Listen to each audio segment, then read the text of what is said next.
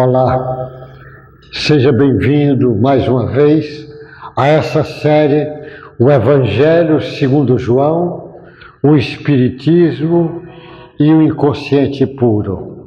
Sempre no início de cada apresentação desta, eu chamo a atenção porque eu estou usando isto. O Evangelho de João, eu faço sempre questão de dizer, Jesus tem 4 evangelhos oficiais.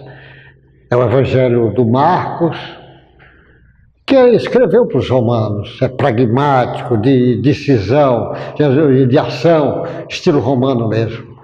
O Lucas escreveu para os gregos, homem culto, sábio com a sabedoria dos gregos, mostrando o ser perfeito, o homem perfeito. O Mateus escreve para o povo hebreu e faz questão de mostrar, sobretudo é o que mais chama a atenção, das informações do Velho Testamento, falando do Cristo que viria, do Messias. Por isso que tem várias passagens daqueles que eles chamam de profetas lá do Velho Testamento, que não é nada mais do que o próprio médium, chamando a atenção de várias passagens, inclusive essa que ele seria traído por um amigo, desta de que ele ia ter entrada triunfal em Jerusalém montado no jumentinho, que ele não teria nenhum dos ossos quebrados quando estivesse na cruz, dele que ia nascer na cidade de Belém, dele que o Elias seria o precursor do trabalho dele, que o Elias vem na forma de João Batista. É uma série de informações daqueles profetas que chamam a atenção disto. Mas o Evangelho do João é que ele mostra realmente o Cristo. O Evangelho de João é diferente dos outros. É muito espiritualizado, ele já começa, e o Verbo se fez carne, já é diferente dos outros. Todos são belos, mas o do João tem um quê muito especial. E o Espiritismo é a chave para você entender com clareza o Evangelho do João, que você vai entender o Cristo com clareza. E o Cristo vem acordar, o Cristo que está em nós, vem acordar a parte divina que está em nós. O Espiritismo é a chave para entender isto. E o inconsciente puro que eu pego, porque é o trabalho do professor Jorge Andréa, quando ele divide o inconsciente, ele pega o inconsciente nosso, que é as informações, ele chama a atenção sobre o inconsciente atual, que é o subconsciente do Freud. Ele chama sobre o inconsciente passado arcaico, que depois nós vamos falar sobre o inconsciente passado arcaico. E o inconsciente puro. Como eu estou dando destaque para o inconsciente puro, então o Evangelho do João dá para você conhecer o inconsciente puro do Cristo. E conhecendo o inconsciente puro do Cristo, dá para você ver o potencial do nosso inconsciente puro que está em cada um de nós. O nosso inconsciente puro é Deus. O inconsciente puro do Cristo é Deus. E Jesus veio ensinar o que Deus quer que ensine. E veio acordar o potencial imenso que tem em cada um de nós. Então, nesse capítulo, que é o capítulo 13, que eu divido 13b, é assim que o João escreveu. E o Ferreira traduziu, porque eu estou usando a Bíblia do Ferreira, que é a mais usada aqui no nosso meio. Então, se um de vocês pegar a Bíblia do Ferreira, vão ver lá no capítulo 13, esse assunto. Jesus aponta o traidor. É assim mesmo a frase que o João colocou. Então, ele diz aqui nesse capítulo 21, nesse versículo 21... Depois de fazer isto, isso é, depois do problema que Jesus tinha feito aquela lição do lava os pés dos discípulos, ainda está ali naquele ambiente, ele está ensinando os discípulos. Depois de Jesus fazer isso, Jesus ficou muito aflito e declarou abertamente aos discípulos: eu afirmo a vocês que isto é verdade, um de vocês vai me trair. Imagina a cena, Jesus dizer isto. Então eles olharam uns para os outros, sem saber de quem ele estava falando. Ao lado de Jesus estava sentado um deles, a quem Jesus amava. Simão Pedro fez um sinal para ele, para esse discípulo, e disse: pergunte de quem o mestre está falando. Então aquele discípulo chegou mais perto de Jesus e perguntou: Senhor, quem é ele? É aquele a quem vou dar um pedaço de pão passado no molho, respondeu Jesus. Em seguida pegou um pedaço de pão e passou no molho e deu a Judas, filho de Simão Iscariotes. E assim que Judas recebeu o pão, o Satanás entrou nele. Então Jesus disse a Judas: o que você vai fazer, faça logo. Nenhum dos que estava à mesa entendeu por que Jesus disse isso. Como era Judas que tomava conta da bolsa do dinheiro, alguns pensavam que Jesus tinha mandado que ele comprasse alguma coisa para a festa ou desse alguma ajuda aos pobres. E Judas recebeu o pão e saiu logo. Era noite. É muito interessante nessa primeira parte. Você imagina, já está próximo de Jesus ser preso e ser crucificado. Ele está ensinando ali os discípulos. Mas no Velho Testamento dizia que ia se acontecer. E ele diz assim, e Jesus fica aflito como se vai dar uma informação, algo que incomoda. Deixasse ele aflito. Porque ele sabia o que ia por trás disso tudo. Eu afirmo a vocês que isso é verdade, um de vocês vai me trair. Então eles olharam um para os outros, sem saber de quem estava falando. Ao lado de Jesus estava sentado um deles, a quem Jesus amava. Os discípulos diziam muito que Jesus amava muito o João, porque o João Evangelista, quando começa a trabalhar com Jesus, era um adolescente, jovem, de 14 a 16 anos, ficou acompanhando Jesus, era o mais jovem deles, era o menino. É como se Jesus amasse, era um adolescente. E Jesus, aliás, na Bíblia tem algumas personagens que ele diz amava muito. Tem também uma personagem lá no Lázaro, quando eles falam, veja, ele está chorando a morte do Lázaro, como ele amava muito esse seu amigo. Jesus, ele dizia amava. Jesus amava, era a marca de Jesus. Mas nos evangelhos fala muito desse amor com João e desse amor com Lázaro. A gente fala, lógico, amava todo mundo. E Simão Pedro fez um sinal para ele e disse, Simão Pedro pergunta ao João Evangelista, pergunta de quem o mestre está falando, o Pedro. Então, aquele discípulo chegou mais perto de Jesus e perguntou, Senhor, quem é ele? Aí Jesus disse, é aquele em que vou dar um pedaço de pão passado no molho, respondeu Jesus. É muito interessante essa coisa de Jesus dividir o pão. É por isso que ele, naquela ceia, ele dizia para os discípulos, eu preciso muito, interessa muito que eu faça essa ceia com vocês. Ele sabia que era a última. E sabia que era muito importante.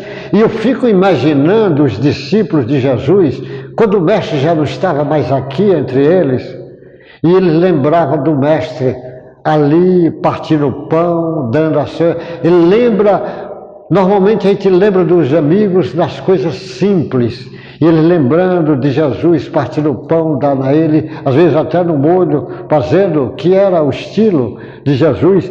Mas ele dá, e Jesus respondeu. Em seguida, molhou no pão, respondeu Jesus. Em seguida, pegou um pedaço de pão, passou no molho e deu a Judas, filho de Simão Iscariotes. Ele chama a atenção sempre, Judas, filho de Simão Iscariotes, porque tinha outro Judas no grupo de Jesus. Esse aí era o Iscariote, que foi o que traiu. E assim que Judas recebeu o pão, ele diz, o Satanás entrou nele. E Jesus disse a Judas: o que você vai fazer, faça logo. Ou seja, ele diz o Satanás. O Satanás é como se fosse o adversário, o ego. É como se o ego dominasse o Judas. E agora ele não estava na frequência de Jesus igual os outros discípulos. Porque o Judas, ele trabalhava com Cristo, mas ele não compreendia. Judas do grupo Zelotes, ele achava que tinha que ter a revolução, que tinha que enfrentar os romanos, e ele achava que Jesus, se ele começasse esse trabalho, Jesus ia assumir o comando. Ele não entendia que esse comando não é do jeito que ele está pensando. O comando é o comando de Deus e não o comando no fenômeno de violência do homem. O reino é o reino de Deus. É assim que Jesus vai estar lá na Terra. A Terra era um planeta primitivo. Jesus pega esse planeta primitivo e transforma num planeta de reparação, de prova e expiação. Foi um salto. Mas nesse planeta de prova e expiação, ele vai levar para se transformar num planeta de regeneração. É um salto muitas vezes maior. Mas esse planeta de regeneração, muito lá na frente, um dia chegará a ser um planeta puro.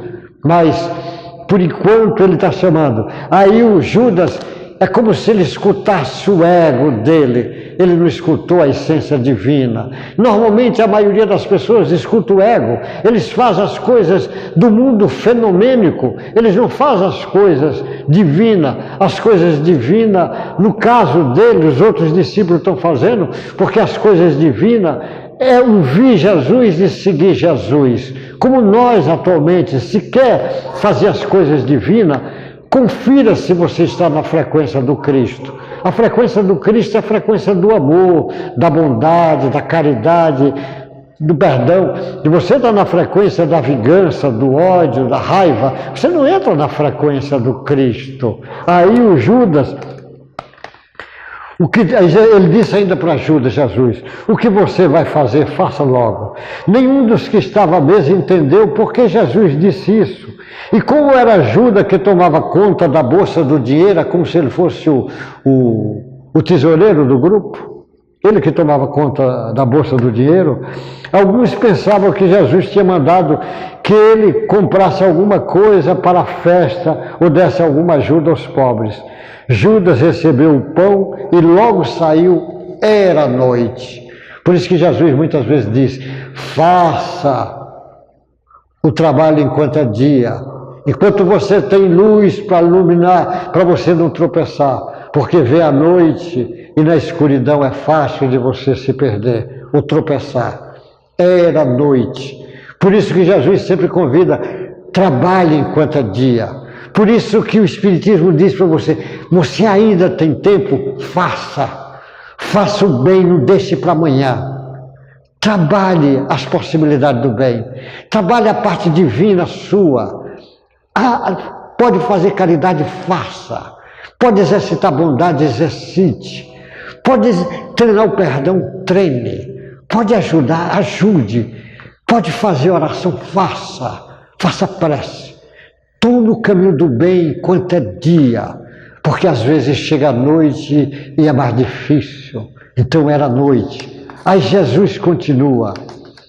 Quando Jesus saiu, ele diz assim, Jesus disse: agora a natureza divina do Filho do Homem é revelada. A natureza divina do Filho do Homem é revelada. E por meio dele revelaste também a natureza gloriosa de Deus. E se por meio dele a natureza gloriosa de Deus for revelada, então Deus revelará em si mesmo a natureza divina do Filho do Homem. E Deus fará isso agora mesmo. Meus filhos, essa lição é fantástica. Meus filhos, não vou ficar com vocês por muito tempo.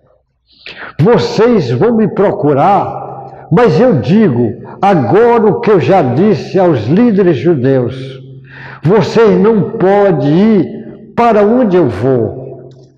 Eu lhe dou este novo mandamento: Ame uns aos outros, assim como eu vos amei. Ame também uns aos outros. Se tivesse amor um pelos outros, todos saberão que vocês são meus discípulos. Porque existia um mandamento: ama a Deus acima de tudo e o próximo como se fosse a você mesmo. Mas Jesus diz: eu agora estou dando um novo mandamento. Ame como eu vos amei, com o amor que eu vos amei. Porque até então a gente diz: eu amo, mas ama com o nosso amor é muito pequenininho. Jesus está mandando para amar com o amor dele, não é com o amor nosso. É com o amor dele. É o novo mandamento que ele está dando. Não é só amar o próximo como a si mesmo. Se tu ama pouquinho, ele vai amar o próximo pouquinho. Mas Jesus está convidando para cada um amar o próximo com o amor de Jesus. Não ou seja, amar o próximo com amor incondicional, um amor sem limite. É esse amor que Jesus está falando. Que nós já falamos isto. Os gregos definem o amor, diz o amor eros, que é o amor do amante, do marido, do noivo, do namorado, que é um amor belo, mas tem interesses.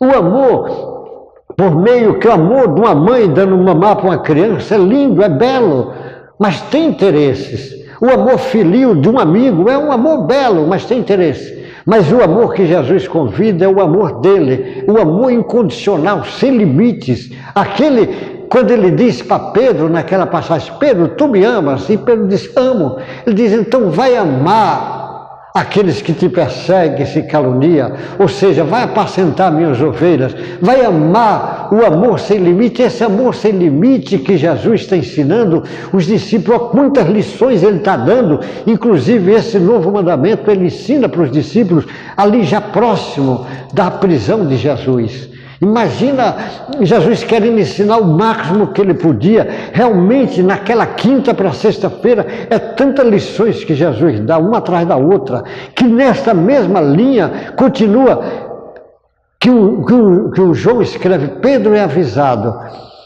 Aí Simão Pedro perguntou ao Jesus: Senhor, para onde é que o Senhor vai? Jesus respondeu: você não pode ir agora para onde eu vou. Um dia você poderá me seguir. Pedro tornou a perguntar: Senhor, por que eu não posso segui-lo agora? Estou pronto para morrer pelo Senhor. Está mesmo? Perguntou Jesus. Pois eu afirmo a você que isto é verdade. Antes que o galo cante, você dirá 3 vezes que não me conhece. Ou seja, Pedro vai negar Jesus 3 vezes, antes que o galo cante.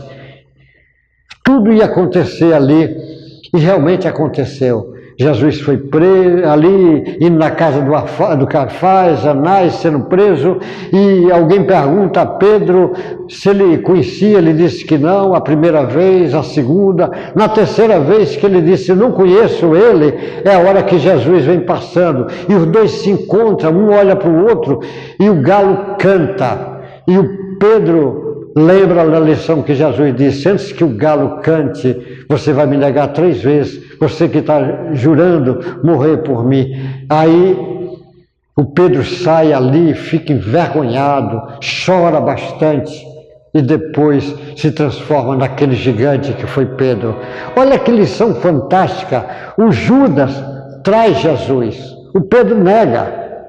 Só que o Judas, quando ele toma consciência do que ele fez, ele entra num sentimento de culpa e de remorso imenso e se fecha no sentimento de culpa e de remorso.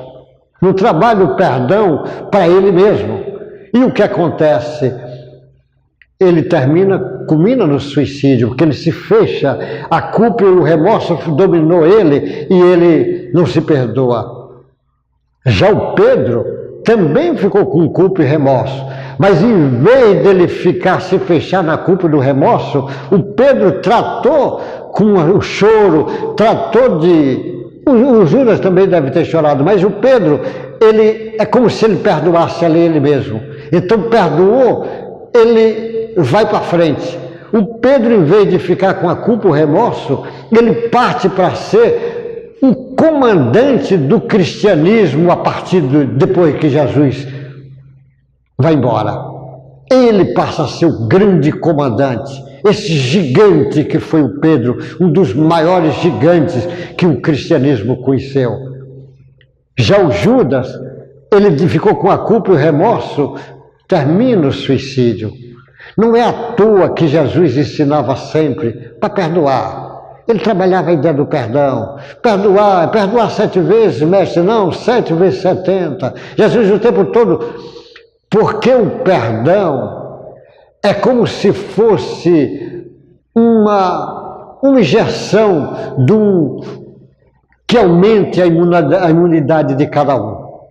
Porque quem perdoa, quem aprende a perdoar, não sofre as agruras que o ódio é capaz de causar. Quem aprende a perdoar se liberta das dores e dos desequilíbrios mental e físico que a raiva produz. Quem perdoa é como se ele ficasse imunizado para a traição, o remorso, a culpa. Então, você vê o exemplo, Pedro negou, Judas ficou equivocado, traiu equivocado, que não era a intenção dele, estava equivocado. Mas um perdoou a si mesmo, o outro não perdoou. Por isso que Jesus coloca, ensina para todos nós, que uma das maiores lições da humanidade é a lição do perdão. Porque no perdão você está criando substância imunológica para a sua defesa física, psíquica e emocional. Porque quem não perdoa, quem fica com ódio, é um número grande de doenças que se instala pelo ódio. O Samuel Hahnemann foi o primeiro a ver isso com clareza. Samuel Hahnemann, o fundador da homeopatia. Quem tem raiva, fica uma série de doenças. Quem tem mágoa, culpa, remorso e sentimento de vingança adoece muito. Por isso, o perdão é, sem sombra de dúvida, um dos maiores remédios terapêuticos que a humanidade possui. E Jesus já chamou a atenção de todos nós para treinar a lição do perdão. E como quantos anos depois o Judas veio começar a se perdoar? Quantos anos? Segundo o Espiritismo, o Judas vai culminar a limpeza da bobagem que fez há pouco tempo, quando estava reencarnado na forma que ficou conhecida aqui entre nós como Santa Joana d'Arc. Que Deus te guarde, meu irmão, te abençoe, você, os seus, as suas famílias. Muita paz, que a paz do Mestre Jesus fique com você. Que a humildade do Mestre Jesus contagie você. Que o amor do Mestre Jesus seja realmente a alavanca de acordar o potencial de amor que você tem com você. Não esqueça, você é filho de Deus. Antes de você saber que Deus existe, Deus já te amava. Você é queridinho ou queridinha de Deus. Lembre que você é filho de Deus. Não perca esse raciocínio. Deus te guarde e uma boa sorte.